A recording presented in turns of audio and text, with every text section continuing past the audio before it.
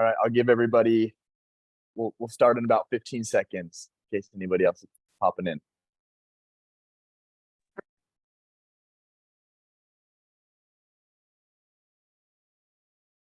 All right. Hello, everybody. I'm Wesley. We'll start. I'll do a quick introduction in a couple of slides, but just to start off, you've probably seen this slide before. The QR code, if you scan it, you can sign up for these resources. All of these are being recorded, so you'll be able to have access to those. And then a quick recap of everything going on this week. We are now at the math structuring and mental math. So excited to dive in for the next 30 minutes. And we'll start here. We'll start with a quick intro. I'll introduce myself. We'll dive into some tips to math structuring, do a practice problem, and then closing. I'm not going to focus too much on the mental math aspect. I would love to answer questions there later if I can, but I think that the time will be better spent focused on the math structuring. So that will be the focus for today. A quick intro. I am married. My wife's Allie. We have 2 kids, Hayes and Bryn. I work at Bain and Company. Been there for 3 years in the Dallas, London, and now Austin offices. I just left to go to business school. I'm at Kellogg getting my MBA, and then I'm a finance undergrad from BYU. And just a quick plug, I'll show these at the end, and I think Amelia has the links. But I'm doing this right now. I haven't always done this, but we're going to do a case workshop and a case bundle. It's a limited time offer. I'll describe them more at the very end, but I just wanted to flash this up in case anyone's interested. All right. First thing first, I want to just help you guys understand from the interviewer's perspective why math structuring is so important and so critical. Just like everything in the case, we want to understand, can this person structure something? Whether it is math, quantitative, or whether it's qualitative, and whether it's a framework. So answer these 3 questions when you're structuring, especially the math portion. They want to identify, can this individual break down a complex problem in a structured, solvable way with those structured, solvable pieces. Number 2 is the process simple enough for them to clearly communicate it to us? And if so, the interviewer should be able to easily follow along and you should be able to work in tandem and collaboratively with him or her. And then third is, can you execute in the math? I think actually this is the mental math part, but also like, can you do math, which is, yes, you have Excel, yes, you have calculators in the real world, but at the same time, they're trying to test your horsepower, your intellectual horsepower there. So I'm going to focus there. That's why we do math structuring. And this, I started to understand that there was a wide range of math problems, and you're going to get all sorts of them. Some come from certain firms. You'll see, so this spectrum on the left-hand side is going to be a math problem where all of the data is given to you. On the right-hand side is going to be a problem where no data is given to you, and you have to create all assumptions. So an example of an all data given problem with no assumption would be like, hey, what's the break-even point of this company's manufacturing plant? They would give you the number of units sold, the price per unit, the marginal cost, the fixed cost. You have all of the numbers. You are to create a formula, create a structure, and come up with an answer. Those are pretty straightforward. Sometimes they're challenging because you have to figure out how to use their data to come up with the right answer. But generally, those are more straightforward, and you'll see those in cases. On the other side of the spectrum, this would be something like, how many football helmets are sold in the US each year? And then they will give you no information and make you chase that. So that's going to be more like the market sizing problem, something that LEK would do, right? And so there is those 2 extremes exist, and then everywhere in between exists as well. And I would say that the more common is somewhere in the middle. And sometimes that's actually more challenging, where you're given some data, you're given an overall goal, but you're also expected to create some assumptions. What that does is, 1, you have to identify the data that they give you, which is critical to the answer. But 2, you have to create a formula that actually utilizes that problem. I just did a case with someone the other day. I gave them a problem that was kind of right in the middle of the spectrum, and they didn't use the data. Instead, they ended up making all the assumptions. Now, the problem with that is the data that we're giving you as an interviewer is supposed to help give your answer more precision. So you want to be able to use the data, but you also want to round it out with some high quality assumptions. And this can be challenging because sometimes you have to think about the structure or the formula in a way to best utilize the data. So this, I think this is a very helpful framework to think. If you've done a lot of cases, you've probably identified, yeah, I've definitely had some of each of these or all of them along the spectrum. Okay, five tips. These are not, collectively exhaustive. There are definitely more to do, but these I think are some of the biggest tips to do when you're doing math structuring. Number one is make sure you know what the correct output is. I think that's going to be very critical for market sizing. It's going to be very important when you're structuring the overall case. You do not want to make implicit assumptions about what you're solving for. If you want to know the dollar amount, if you want to know how many jerseys are sold or the dollar amount of jerseys that are sold, or you want to know how much money is made by the wholesalers versus the retailers, whatever the case might be, don't assume any of that and make sure you're crystal clear. If you don't have that crystal clear, your whole structure is gonna not be as strong. So that's number one. Number two, structure your math using words only. This is one of the hardest things to do, but those who can do it well are better at structuring in general, but better at the math portion. What happens when you can articulate a problem in your head using just words, it means you know exactly what you're trying to solve for, and the interviewer also can follow you along. So it does two things. One, when you can do it with just words, you in your head know from point A to point B to point C exactly how to solve this problem. And then all you're doing is filling it in with data and assumptions, and it's plug and chug, and you can get the answer. What it does with the interviewer is they can hear you, they can identify where you may be missing, and most interviewers will be collaborative with you and actually help you identify what you are maybe missing, a key assumption or a key element that you should probably have in there. What a lot of people do is they dive straight into numbers, and that's challenging.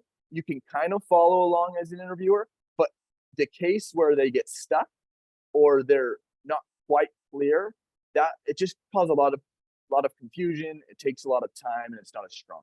So the best interviewers for sure will go words only and then dive into the numbers. Number three is tactfully retrieve all the data from the interviewer. This is something that sometimes the interviewers will give you all the data up front. Sometimes they'll hold things back, wait for you to make an assumption, and then kind of key you in on some key data pieces. Whatever the case may be, ask, work with them, make sure you have the data they'll give you, but always be willing to give your own assumption. Always be willing to give at least a good guess before they give you the answer.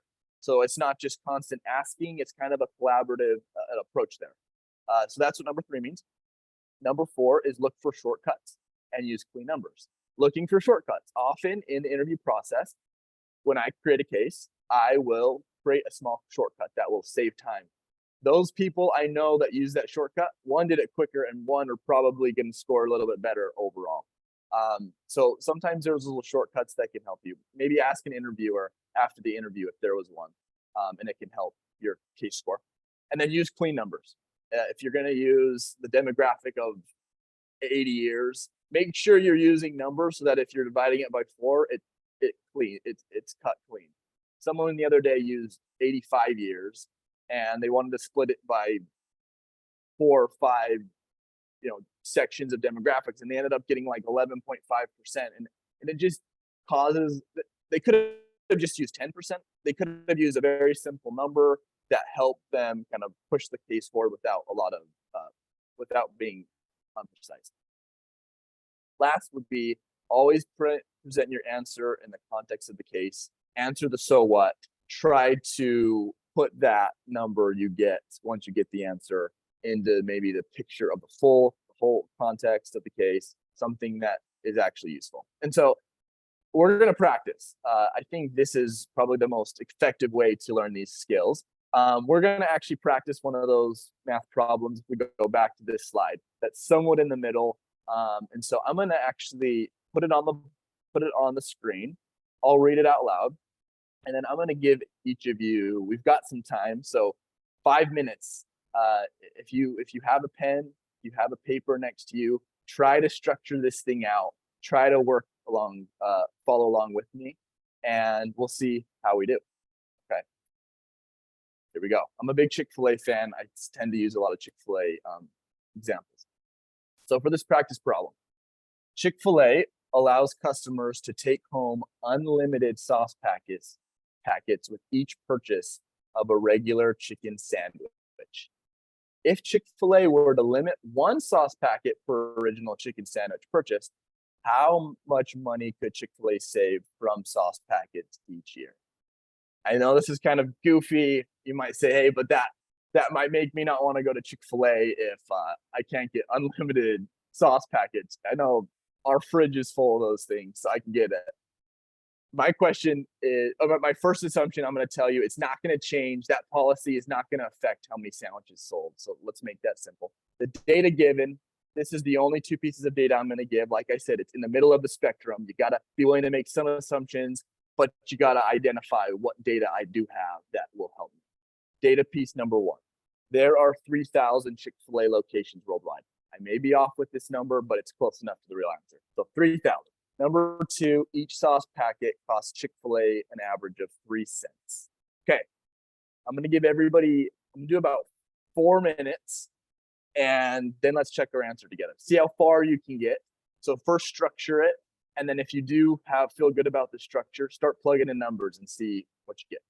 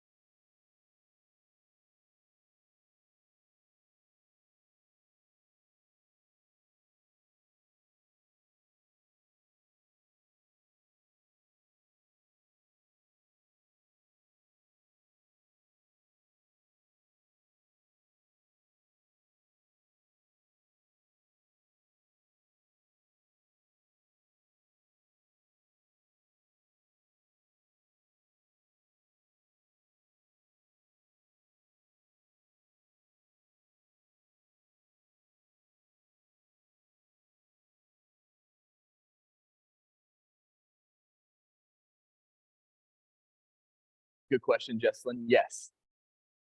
Depending on how you structure this, you will have to make assumptions if you don't know. Those are the only two pieces of data that we know.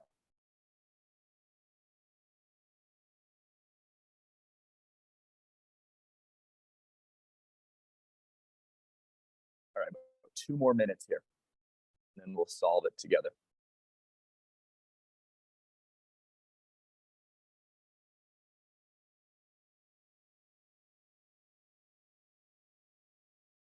Good question, Raphael. We'll cover the nuances of the case, kind of how to communicate that when we solve together, work together.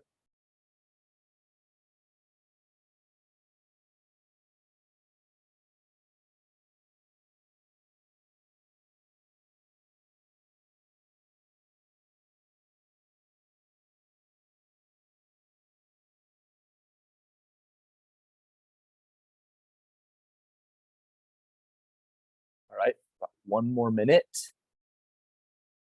See how much money we can save Chick-fil-A. Maybe they'll hire us.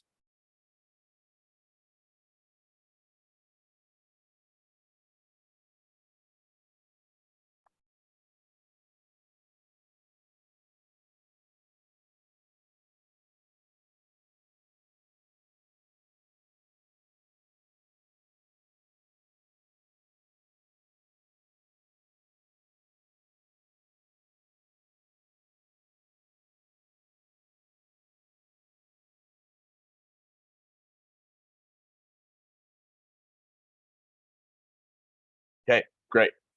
All right, first thing to know, diving back to this spectrum thing before I get into the answer. note that questions on the far left-hand side are going to probably have one right answer, which makes it difficult because you got to probably nail that answer. Questions on the right-hand side are going to have lots of different answers based on your assumptions. Again, they're less concerned about the right answer, more concerned about the structure and the way you approach it. So we're going to have, because we're kind of in the middle of the spectrum, we're going to have all sorts of answers, which is fine. But let's think of some ways. This is the way I decided to structure it. And maybe there are other ways, but at least this is one way, given the data, that it works. Okay, so to start off, at the highest level, I thought about it this way. We need the number of sandwiches sold.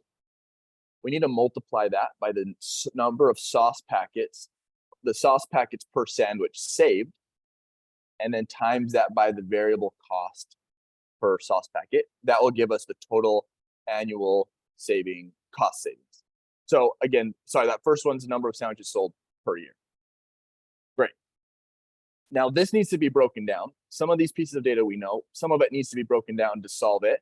It would be very hard to estimate the number of sandwiches sold just by coming up with it out of the top of my head. So let's break that down, because anytime we can break that down and make the estimation a little bit more robust, it's going to show a little bit of that structuring capacity we have, and it's going to make our answer probably more precise. Okay, so I break that down into number of locations and the times the sandwiches per location to get the total number of sandwiches sold. And there's a great chance that to get the sandwiches per location, you might want to break that down per day. So maybe how many do they sell per hour? How many hours are they open per day? How many days are they open per year? Whatever you think is the right level of detail to at least feel like you're getting a good assumption, and to feel like you're getting a more robust answer. If you feel like going too deep, like by hour, by second, is getting what we call false precision, then don't go that low. Again, we're staying high level, but we do want to dig down where we can. Great. So the number of sandwiches sold, number of locations times the sandwiches sold. Now the sauce packet saved per sandwich. The way I wrote this was, what's the current number of sauce packets per sandwich given out? And then we subtract that by the sauce packets under the new policy. And then lastly is times the cost savings. So if we go through this full equation, it's going to look something like this. We're going to take the number of Chick-fil-A locations. Hey, the data is given. We know that's 3,000. We're going to times that by the sandwiches per location. Then we're going to times that by the difference of the number of sauce packets that they currently give out minus number of sandwiches, or the new policy. We're going to get how many per sandwich that they save. We're going to multiply that by the overall variable cost of packets. So I wrote here what data was given, what wasn't. We know there's 3,000 locations. We know the new policy that it's just a single sauce packet per. And we know that the total cost savings is 3 cents.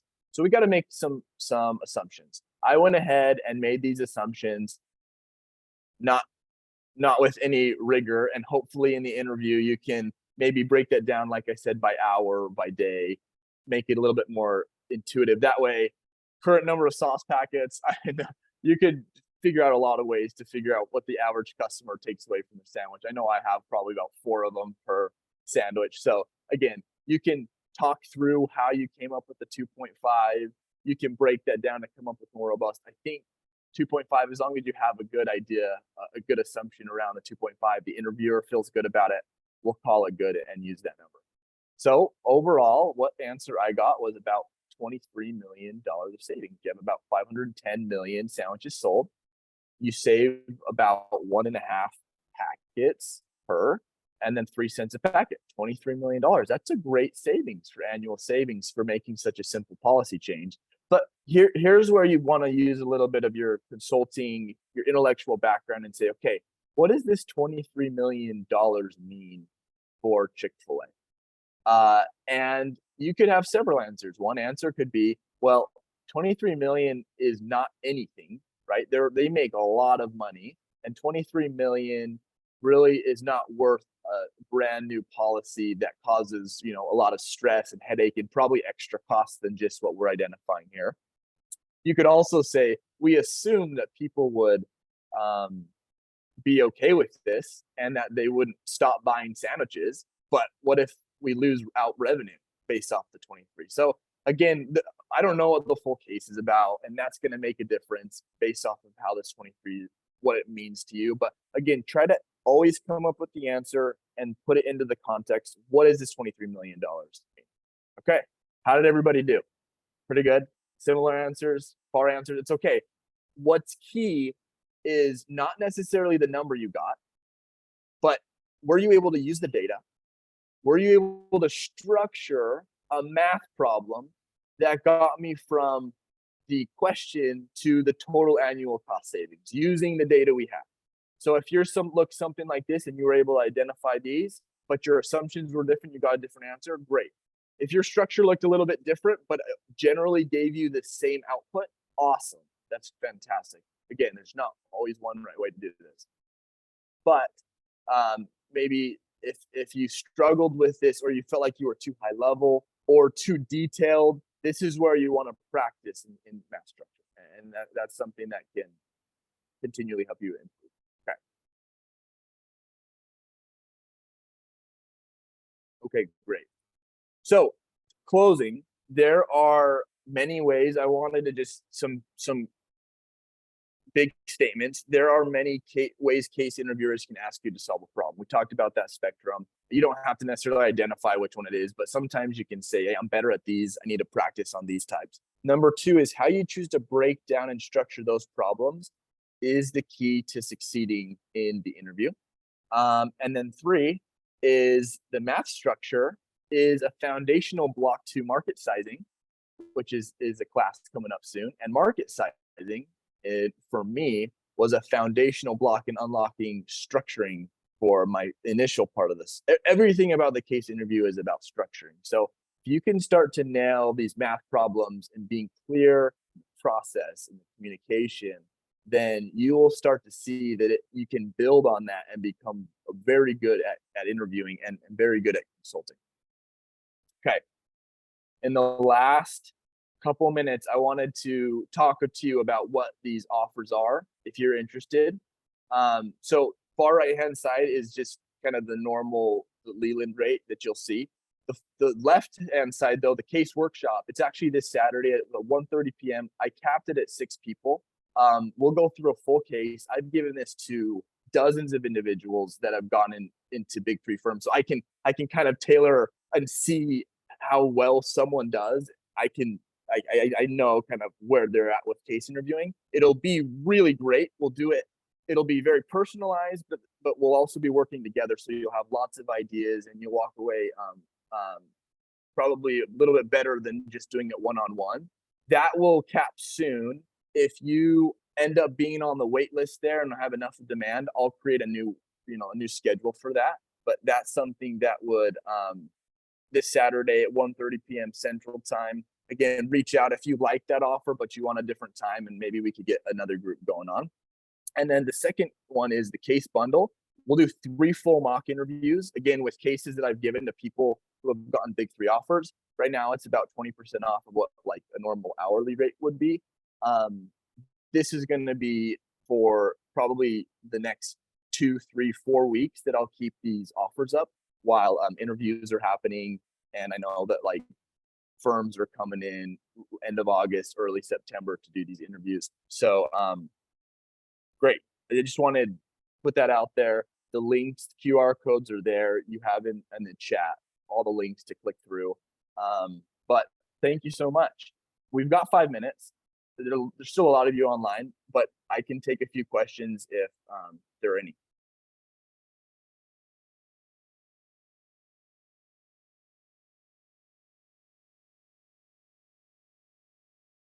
Then okay, so I can start answering these chats.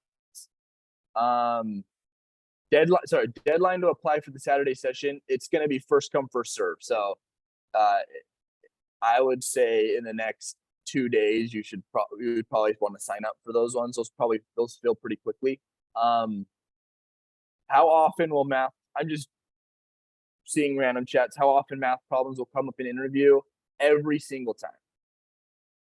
Bain, BCG, McKinsey, LEK.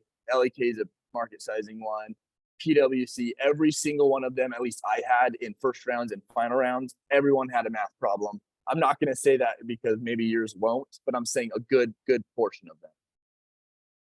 Okay, the shortcut for the Chick-fil-A problem. I did not make a shortcut for this one. Great question. But the workshop on Saturday, that case I will be giving, there is a shortcut in that one. So some people find it, some people don't. And they usually are better tasters when they do, but not always. So anyway, finance help, background in finance help with this, absolutely. But it was not, I mean, it's not because I'm in finance that I'm good at this. I think with the right drills, with the right practice, it can be intuitive for anybody. I've helped people without any background, financial background or any business background, and they'll do just great. So definitely helps, but you're okay if you don't have a business background. 3 more minutes. Okay, lots of questions. Let's see, Oscar. How do you feel about communicating to the interviewer while calculating? Is it necessary? There are different formats and ways you can communicate. Some people like to go in silence. Some people like to talk out loud while they're doing math. The beauty of communicating up front your words and then going down into the math is you kind of free yourself some space of going into the numbers in your head and on the paper because they already know what process you're going through. Sometimes when you don't do that, you're forced to use the math out loud, and that's sometimes trickier. So I would say that depends on your preference, but that's one benefit of doing the words up front. Great. How is it important is that your assumptions are accurate? Not actually that important, but try to make your assumptions somewhat accurate to you. So if you have personal background that makes you think one way versus the other, go with that. We want to see your intuition behind things, but assumptions are all over the place, which is totally fine. Specific college classes that can assist in case interviewing proficiency. Good question. Obviously, there's strategy classes, which will help you understand frameworks. Again, though, this is very unique. You'll do case studies in a lot of business classes, but these cases are unique. So just practicing these are going to give you more benefit than I'd say like one individual class in college. Are some math problems intended to trick you?